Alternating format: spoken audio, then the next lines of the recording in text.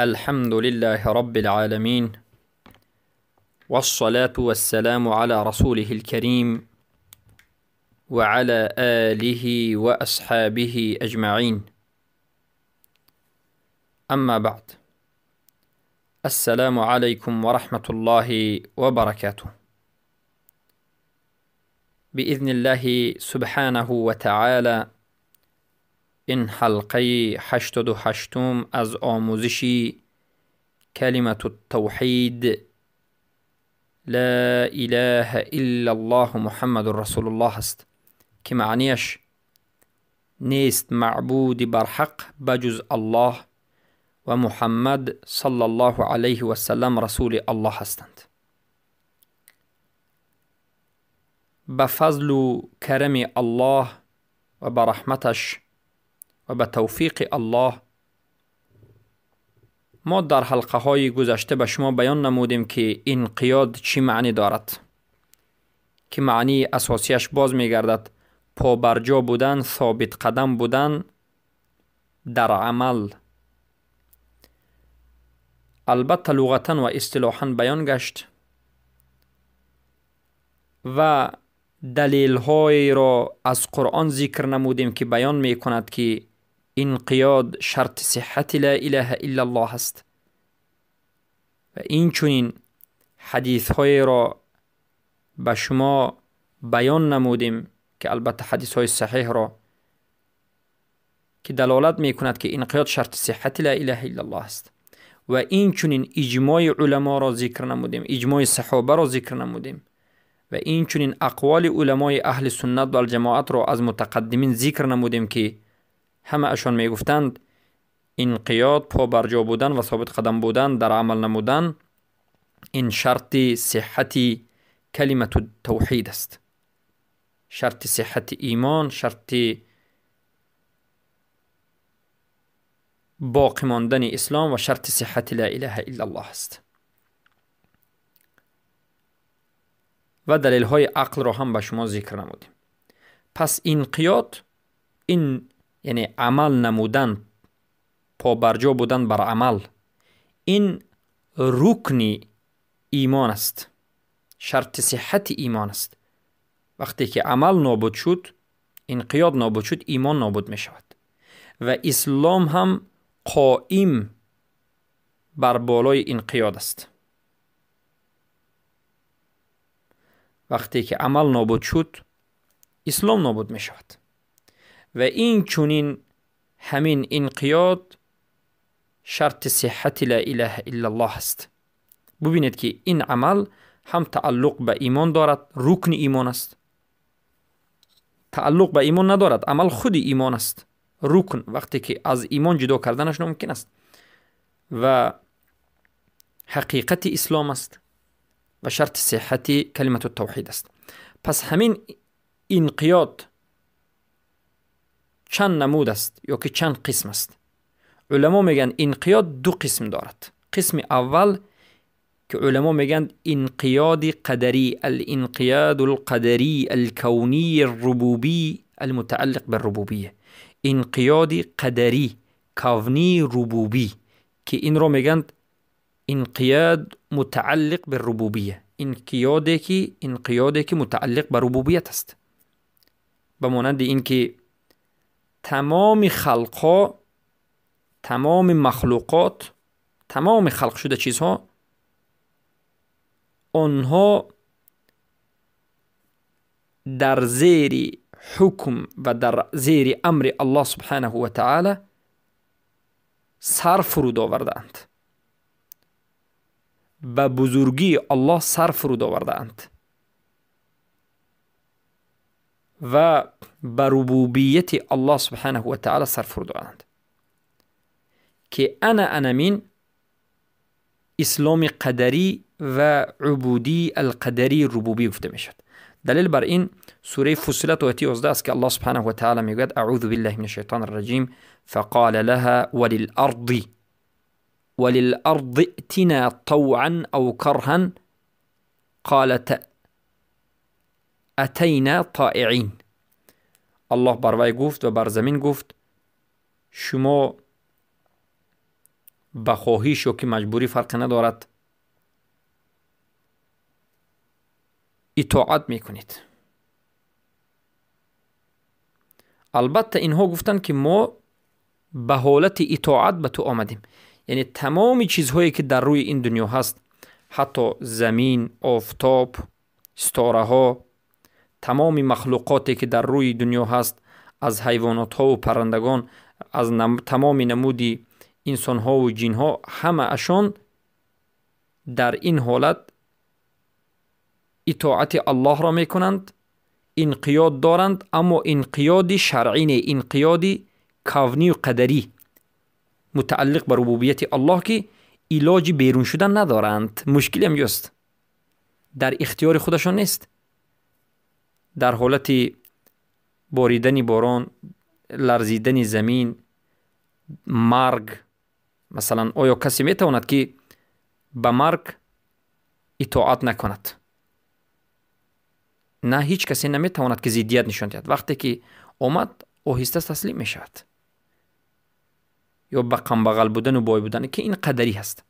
اما دوم نمود انقیاد شرعی، انقیاد دینی، انقیاد امری، انقیاد کردن به امر الله، که این را میگن انقیاد تعبدی یا که انقیاد متعلق به الوهیت است.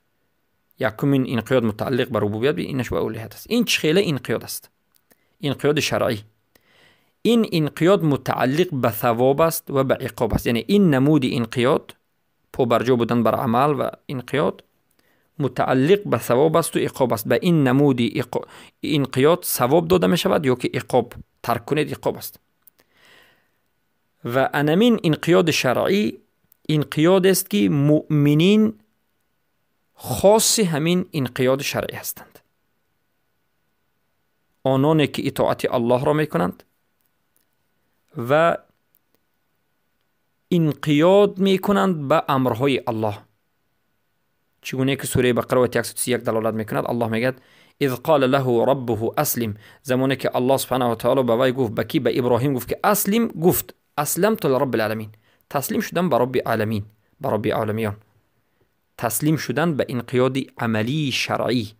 پس هر کسی که به شریعت اسلام ایمان بیاورد، مؤمن بشود و عملها، گفته های الله را بجا بیاورد، از نهی هایش بازایستد، پس انقیاد کرده است و نجات می‌یابد. اما کسی که این انقیاد را ترک کند، مسلمان نشده است و کافر است، اما از انقیاد کونی علاجی خلاصی روزی ندارد. اما مقصد از نجات از کدام این دو قسم انقیاد فرض عین است و رکن ایمان است و حقیقت اسلام است و شرط صحت لا اله. معروف است که انقیاد دوم، انقیاد شرعی، امری، دینی، الوهی، تعبدی. اما انقیاد یکم، انقیاد کونی که متعلق به ربوبیت است، این من و شما خواهیم هم نخواهیم هم به وقوع می پیوندد، به وجود می آید. بارک الله فیکم. این بود دو قسم انقیاد، انقیادی که متعلق به ربوبیت و انقیادی که متعلق به شریعت و الوهیت دارد. مسئله دوم، انقیاد چند رکن دارد. البته ما در حلقه های اولی این شرح لا اله الا الله کلمت التوحید بیان نمودیم فرق شرط و رکن را. رکن این یکی از جزئیات همین عمل است. یعنی رکن وقتی که میگیم خود انقیاد چند قسم است که از انقیاد جدا کرده نشد. خود انقیاد به مانند این که رکن انسان این قلب است، وقتی که قلب رو میگیرد انسان میمیرد.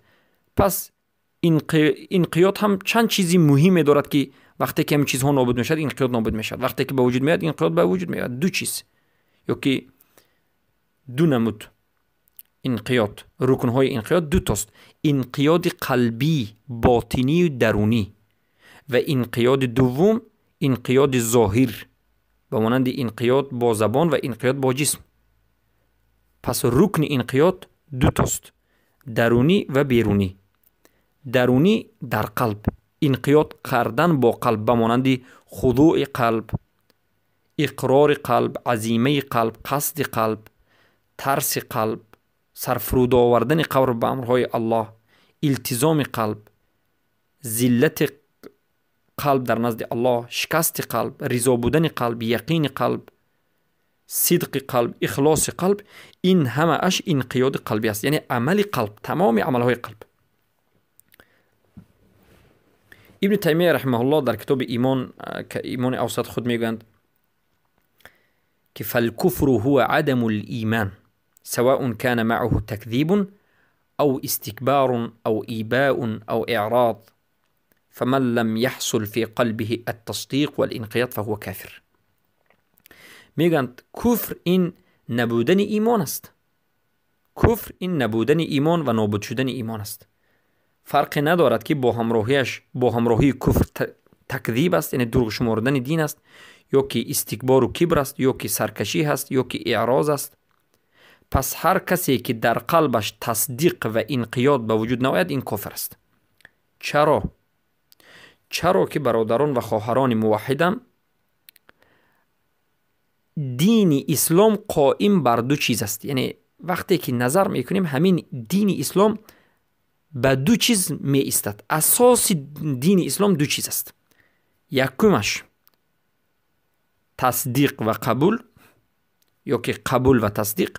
دومش انقیاد، یعنی قبول کردن شریعت با تمام نمودهایش و تصدیق کردن همین، راست شمردن همین.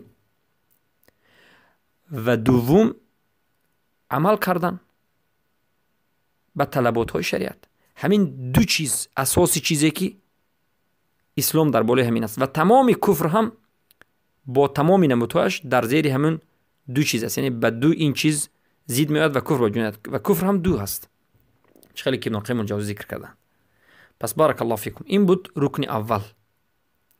پس تصدیق قلبی کسی که ندارد، انقیاد قلبی ندارد، این کافر است، چرا که رکن انقیاد ترک شد. خیلی که ابن تیمیه رحمه الله در کتاب ایمان ذکر کردن. و انقیاد ظاهر، انقیاد زبان، انقیاد جسم. انقیاد زبان و انقیاد جسم با آشکار کردن، با امتثال و اطاعت و پیروی و اتباع کردن و ملتزم بودن به شریعت الله، انمین انقیاد ظاهری است. چگونه؟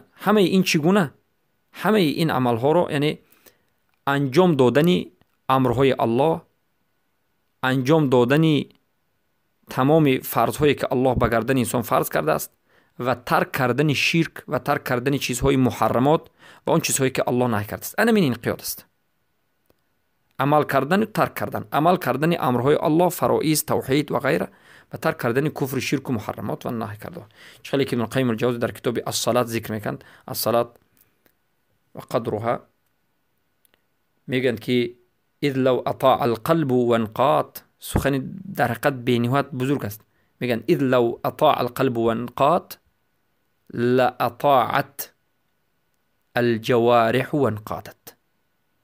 زمانی که میگن اگر قلب اطاعت بکند و انقیاد بکند، حتما جسم انسان هم اطاعت و انقیاد میکند.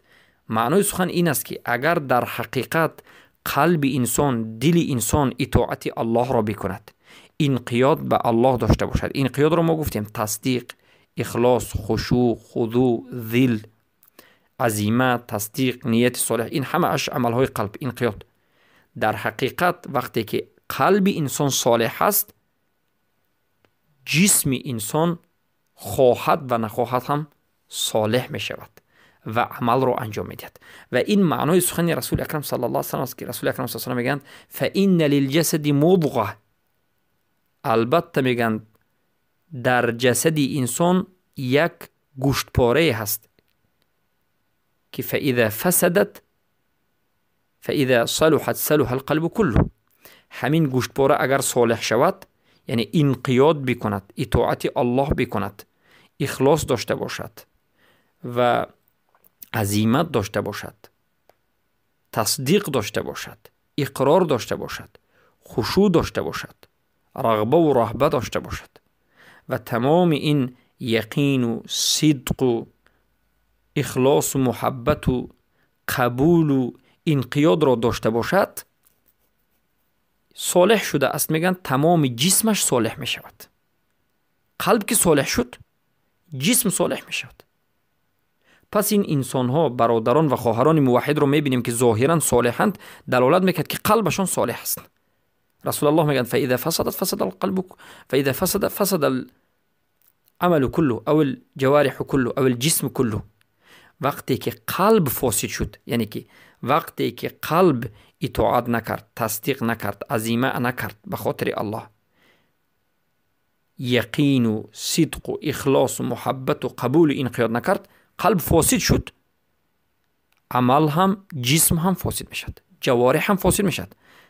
معنای سخن این است که ما انسان‌هایی رو میبینیم که ظاهراً عمل انجام نمیدهند، تمام عمل‌های الله امر کرده رو ترک کردند، امرهای الله رو بجا نمیآورند، نهی‌های الله رو ترک نمیکنند، از محرمات دست نمیکشند، در همین راه همیشگی‌اند. اینها کسانی هستند که انقیاد رو ترک کردند و دلشان فاسد شده است و کافر شدند. سبحان الله. ابن القیم الجوزی در کتاب زاد المعاد از اسلام ذکر میکنند و میگن که المعرفة والاقرار والانقياد والالتزام طاعته ظاهرا و باطنا. معرفت، اقرار، انقیاد، شناختن، اقرار کردن، پابرجا بودن و عمل و التزام کردن به طاعت الله، هم در ظاهر و هم در باطن، هم ظاهر باشد هم باطن باشد. خلاف مرجعه. البته مرجعه ها فقط باطن رو میگویند، ظاهر رو قبول ندارند. مرجعه ها در این عصر هم و در عصرهای گذشته هم همیشه در نزد مرجعه دین باطنی هست، دین ظاهری رو خوب است میگن، بهترین است، اما وقتی که ترک کردید کافر نمیشد. میگن که این غلط است. وقتی که عمل ظاهری رو، دین ظاهری رو ترک کردید، انسان کافر میشد.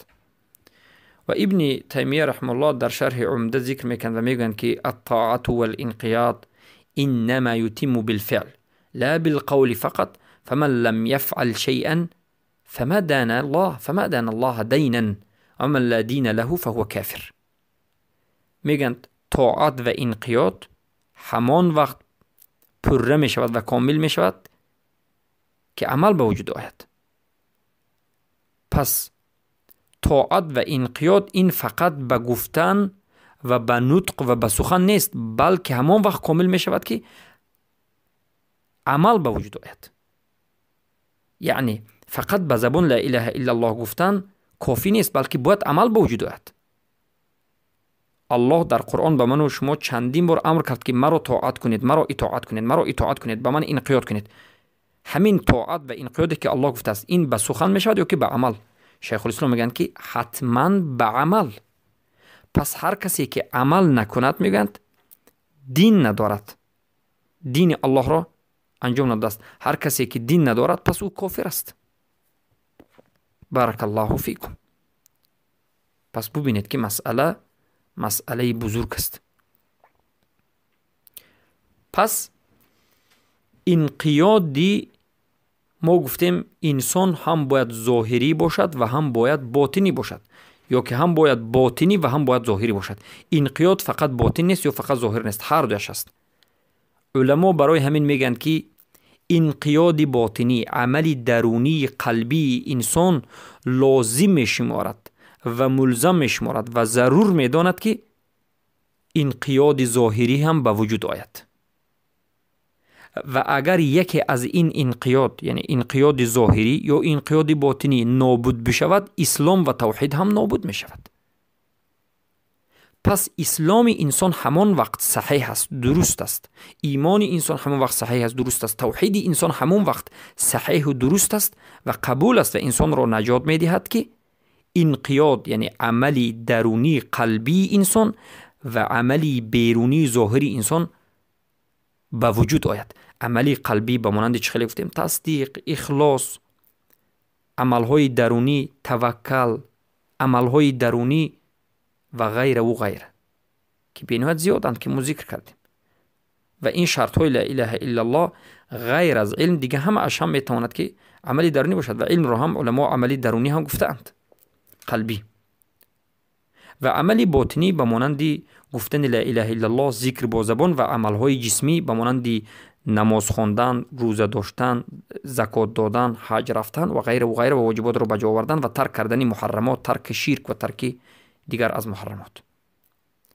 هر دوی این وقتی که جمع شد اسلام به وجود آمد. وقتی که انقیاد درونی، عملی درونی نابود شد، انسان کافر می شود، گرچنده که عملی بیرونی باشد، یا عملی بیرونی نابود شد گرچنده که عملی درونی باشد هم انسان کافر می شود. به درونش تصدیق بکند دین را، به درونش اقرار بکند، به درونش محبت داشته باشد، اخلاص داشته باشد، رضا داشته باشد، اما ظاهرا نداشته باشد، انقیاد ظاهری نداشته باشد، کافر است. برای همین علما میگن که انقیاد به اعتبار گرفته نمی شود تا همان زمانی که هر دوی همین رکن در انسان به وجود آید و تحقیق یابد.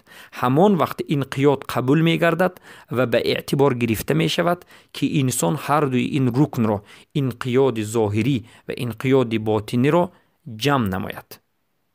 و اما اگر انقیاد ظاهر را به وجود بیاورد، ظاهرا انقیاد عملی اسلامی بکند اما در باطن انقیاد نداشته باشد، پس این چنین انسان صاحبش منافق است. گرچنده که ظاهرا مسلمان می نماید، گرچنده که خونش برای مسلمان ها حرام است، این منافق است، یعنی مسلمان حکمی است. و اگر انقیاد درونی در انسان به وجود آید و انقیاد بیرونی ترک شود، علما میگن این نمود تصور کرده نمی شود، این چنین انسان وجود ندارد. نمود این چنین انسان وجود ندارد، مگرم میگن در نزد مرجئه ها فقط همین رو باور میکنن که ممکن است که میگن انسان در درونش انقیاد خوب داشته باشد اما بیرونن عمل نکنن. این میگن فقط در نزد مرجئه است.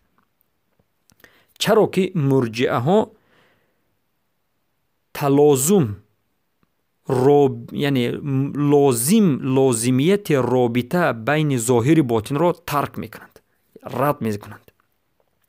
مرجئه ها عقیده دارند و اعتقاد دارند که ظاهر انسان به باطن انسان و باطن انسان به ظاهر انسان هیچ رابطه و ربطی ندارد، که البته این غلط است و باطل است. بلکه اهل سنت و جماعت میگن، خیلی که ما در حلقه های ایمان بیان کردیم، ظاهر انسان به باطن انسان و باطن انسان به ظاهر انسان به نهایت رابطه و تلازم شدید دارد که یکیش را از یکیش جدا کردن این کفر است و صاحبش را کافر میکنه. خیلی که الان به شما بیان کردیم که انقیاد ظاهری و باطنی اگر یکیش نابود شد انسان کافر میشد.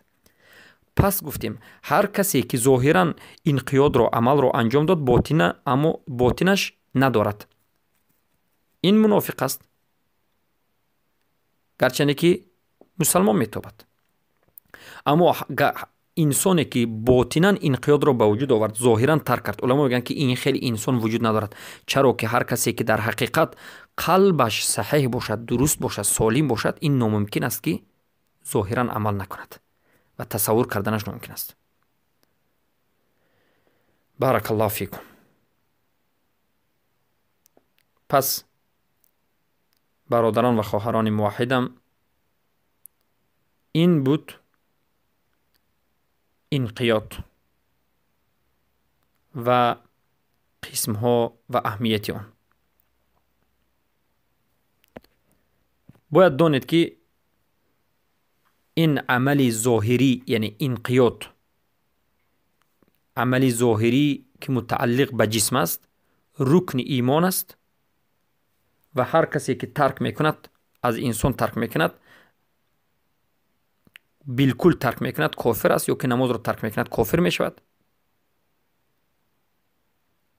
و این مسئله ترک جنس عمل است و اهل سلف همه اشان اجماع کرده اند، حتی بعضی از علما اجماع را نقل میکنند. و اهل سلف ترک کردن جنس عمل را، یعنی کاملا جنس عمل را ترک کردن را کفر نامیده اند و این چنین انسانی که عمل را کاملا ترک میکنه این را تکفیر کردند. گرچنده که میگوید که من مسلمانم، به درونش ایمان دارم، قلبم صحیح است، من مسلمانم، لا اله الا الله میگد، اما عمل نمیکند، هیچ عمل ندارد، این انسان کافر است. و حتی علما گفتند هر کسی که این انسان رو کافر نکند این هم کافر است. من لم یکفر الکافر فهو کافر رو در همین جا استفاده بردن. خیلی که این سخن رو شیخ یکی از علمای بزرگ اهل سنت و الجماعت متقدمین خلال از حمیدی ذکر میکند و خیلی که از سفیان ابن عیینه ذکر شده است، خیلی که از ابن رجب حنبلی ذکر شده است، خیلی که از امام احمد ابن حنبل ذکر شده است. میگن هر کسی که ترک کننده عمل رو کافر نشمارد خودش کافر است. پس مسئله خطرناک است. البته این سخن ما خلاف مرجعه است، رد بر مرجعه است این. چرا که مرجعه ها و امروز در صورت مرجعه و مدخلیه یا که جامعه اینها یا که از حزبی ها یا تمام فرقه های باطل از ماتریدی، اشعری و غیره از صوفی و اینوای، همه اینها مخالف این سخن اهل سنت و الجماعت هستند. بلکه ترک عمل رو بالکل کاملا ترک کردن عمل رو کفر نمیدونند و صاحبش رو تکفیر نمیکنند و کفر نمیدونند.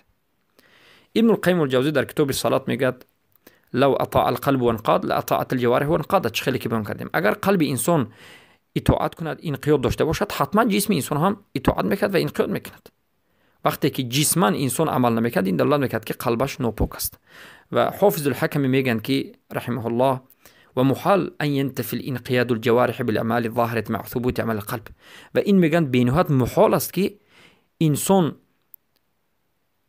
ظاهرا عمل نکند، جسمان جوارحا عملش نابود بشود، در حالتی که قلبش ثابت باشد، عملی انقیاد باشد. یعنی این ناممکن است. میگن اگر انسان در قلبش انقیاد داشته باشد حتما باید عمل کند، اما انسان در قلبش انقیاد داشته باشد، عملی قلبی داشته باشد و عمل نکند، ظاهرا عمل نکند، این ناممکن است. میگن این خیلیش نیست. بارک الله فیکم. و این چنین ابن تیمیه رحمه الله در شرح عمدة کتاب الصلاة میگن که فإن حقیقة الدین هو الطاعة والانقياد وذلك إنما يتم بالفعل لا بالقول فقط، فمن لم يفعل شيئا فما دان الله دينا ومن لا دين له فهو كافر. خیلی که بیان کردیم. میگن که البته حقیقت دین این طاعت است و انقیاد است و همین طاعت و انقیاد همان وقت کامل می شود و قبول می شود که فعل باشد، به فعل، به عمل، نه فقط به سخن. پس هر کسی که عمل رو انجام نداد و کاملا عمل رو ترک کرد، الله را دیانت نکرده است، دین الله رو به جا نآورده است. و هر کسی که دین رو به جا نآورده است پس این کافر است. و البته در این مسئله سخن ابن کثیر، و اینچنین بیضاوی و عینی و ابن سعدی و دیگر از علما به مانند امام بغوی صاحب کتاب شرح سنه نقل شد. و البته کتاب امام بغوی شرح سنه صاحبش که بغوی هستند، امام بغوی سخنشون رو از شرح سنه ذکر میکنیم که امام بغوی در کتاب شرح سنه نقل میکنن از خطابی که خطابی میگه المسلم قد یکون مؤمنا و قد لا یکون مؤمن. ببینید مسلمان در بعض حالات مؤمن میشود و در بعض حالات مؤمن نمیشود. یعنی مسلمان درجهش از مؤمن پست است. مسلمان در بعض حالات ایمانش قوی می شود، عملش زیاد می شود، مؤمن می شود، از زینه مسلم به مؤمن می براید. اما در بعض حالات در همون زینه مسلمانی می ایستد و از همین بالا نمی براید. مسلمان ضعیف به ایمان نمی براید. اما میگند والمؤمن مسلم فی جمیع الاحوال، اما مؤمن باشد در تمام حالات مسلمان است.